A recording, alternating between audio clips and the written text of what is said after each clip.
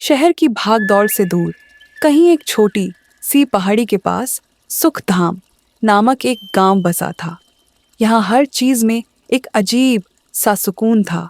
ठंडी हवाएं, झरनों का मधुर संगीत और पक्षियों की मीठी चहचहाहट। वहीं एक साधारण लड़की तन्वी, जो हमेशा जिंदगी की भाग दौड़ में उलझी रहती थी, इस गांव में कुछ समय बिताने आई थी। लेकिन उसे नहीं पता था कि यह यात्रा उसकी आत्मा के सबसे गहरे हिस्से को छू लेगी। तन्वी ने जैसे ही अपनी आंखें खोली, उसे हल्की हल्की ठंडक महसूस हुई। खिड़की के पर्दे हवा में लहरा रहे थे और कमरे में मीठी सी चंदन की खुशबू थी।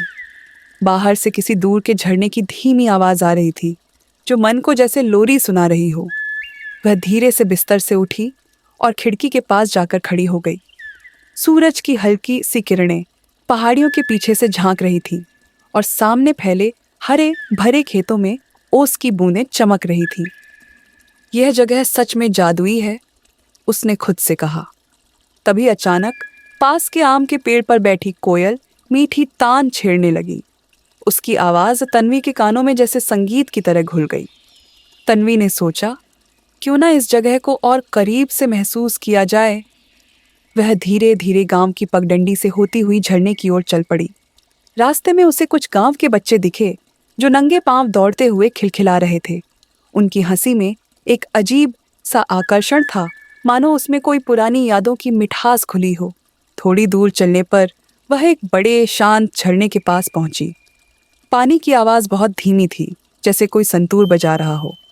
उसने अपनी आंखें बंद की और धीरे धीरे उस आवाज को महसूस करने लगी। श्वास अंदर, श्वास बाहर। झरने की बूंदें हल्के से उसके चेहरे पर पड़ी, जैसे किसी ने प्यार से माथे को सहला दिया हो। तन्वी को लगा कि वह किसी और ही दुनिया में आ गई है, एक ऐसी दुनिया जहां सिर्फ शांति है। अचानक दूर से किसी बांसुरी की मधुर धुन सुनाई देने लगी। तन्वी ने आंखें खोली और आवाज की दिशा में चल पड़ी। कुछ ही दूरी पर एक बूढ़े बाबा एक पत्थर पर बैठे थे और बहुत ही सुंदर बांसुरी बजा रहे थे। उनकी आंखें बंद थीं और चेहरा एकदम शांत। तन्वी उनके पास जाकर बैठ गई और धीरे से पूछा, आप इतनी मधुर धुन कैसे बजा लेते हैं? बाबा मुस्कुराए और बोले, यह कोई विद्या नहीं, यह बस आत्मा की भाषा है। जब मन शांत हो जाता है, तब संगीत खुद बहने लगता है। यह सुनकर तन्वी ने गहरी सांस ली। उसके अंदर की सारी चिंताएं जैसे धीरे धीरे हवा में घुलने लगीं। रात हो चुकी थी। आसमान में चांद अपनी शांत चांदनी फैला रहा था। तन्वी झील के किनारे बैठी थी और हल्की हल्की ठंडी हवा उसके बालों को सहला रही थी। उसने झील में चांद की परछाई देखी और धीरे धीरे अपने हाथों को पानी में डाल दिया। पानी बहुत शीतल था और उसकी हर लहर में एक मीठी लोरी थी। वह सोचने लगी, क्या शांति सिर्फ बाहरी चीजों में होती है या वह हमारे अंदर भी कहीं छुपी होती है? तभी झील के किनारे वही बांसुरी वाले बाबा आकर बैठ गए। उन्होंने धीरे मकीटी अस कहा, तुम्हें अपनी आत्मा की आवाज सुननी होगी, तभी असली शांति मिलेगी। तन्वी ने आंखें बंद की और उस पल में उसने सब कुछ छोड़ दिया। फिक्र, चिंता, दर्द, बस खुद को महसूस किया। सुबह होते ही तन्वी ने महसूस किया कि वह बहुत हल्का और मुक्त महसूस कर रही थी। गांव छोड़ते समय जब वह बाबा से मिलने गई तो उन्होंने बस एक बात कही, शांति तुम्हारे अंदर है, बस उसे सुनने की आदत डालो। तन्वी मुस्कुराई और अपने शहर की ओर लौट गई, लेकिन अब वह पहले जैसी नहीं थी। अब उसके मन में एक मीठी शांत बांसुरी बज रही थी। चांदनी के पार एक ऐसी यात्रा थी जो सिर्फ एक गांव की सैर नहीं, बल्कि मन की गहराइयों तक जाने की यात्रा थी। अब जब भी तुम सोने से पहले आंखें बंद करोगे, इस कहानी को धीरे धीरे अपने अंदर महसूस करना। झरने की आवाज, बांसुरी की धुन और चांदनी की ठंडक, और देखते ही देखते तुम्हारा मन पूर्ण शांति में खो जाएगा। तन्वी जब गांव सुखधाम से लौटकर शहर आई तो उसके जीवन में बहुत कुछ बदल चुका था। अब वह पहले की तरह भागदौड़ और तनाव से भरी नहीं थी। उसे महसूस हुआ कि सुकून बाहर नहीं, हमारे भीतर होता है।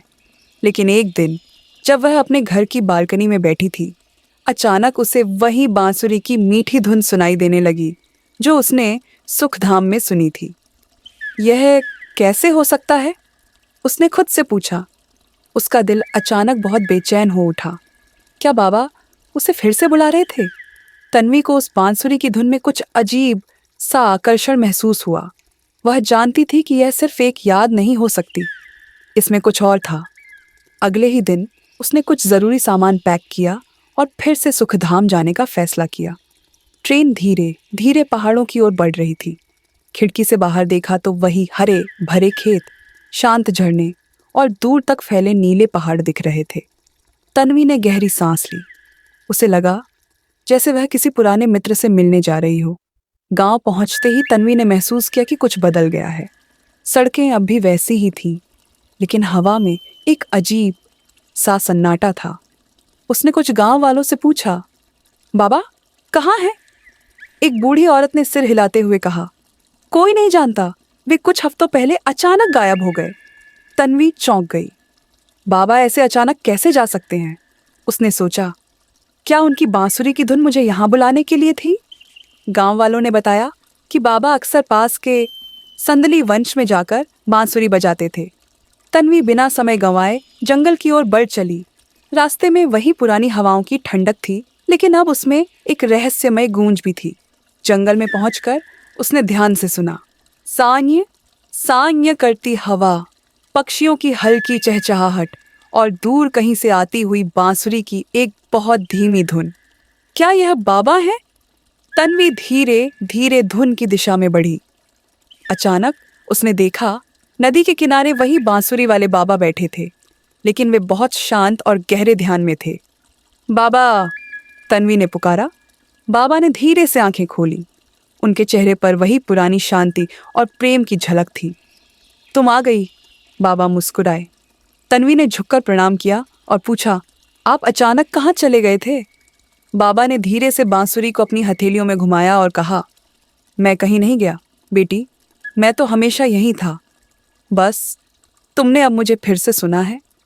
तन्वी बाबा के पास बैठ गई। बाबा ने कहा, क्या तुम जानती हो कि यह बांसुरी क्या कहती है? तन्वी ने धीरे से सिर हिलाया।